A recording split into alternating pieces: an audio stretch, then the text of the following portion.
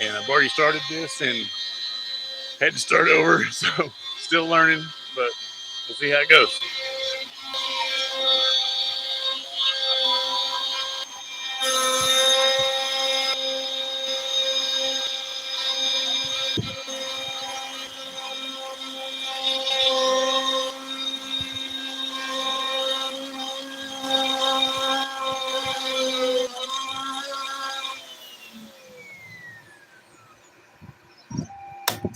Oh, it just broke. It just totally broke. Totally broke and my spindle quit running. That's not good. Why did it break and my spindle quit running? Both those things happen. Alright. I'm gonna have to stop this thing. Oh my god. The crap out of it. Oh man.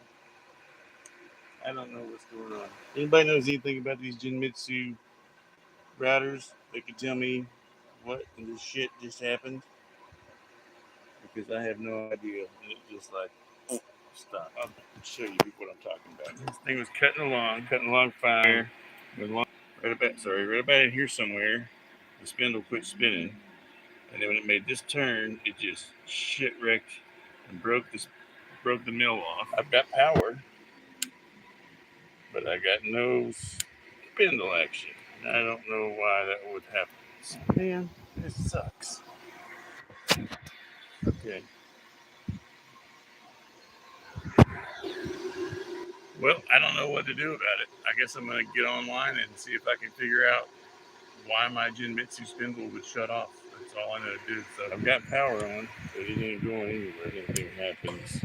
Whoa, wait! I heard something for a second. Appalachian ingenuity. Properly smacking it. I don't know why it makes that clicking sound like that. All right, power's on. There you go. Got nothing. Okay, one thing I saw that I could try is to check and see if the brushes are bad. This is not. Yeah, I swear. It's not one thing, it's two or three brushes. Like, no, that brush is like brand new. There's nothing wrong with that brush. But you never know. Seriously, try this one then. Nothing. Still all kinds of brush left. Can't have nothing nice. Yeah. Brush holder screw is back in, probably is.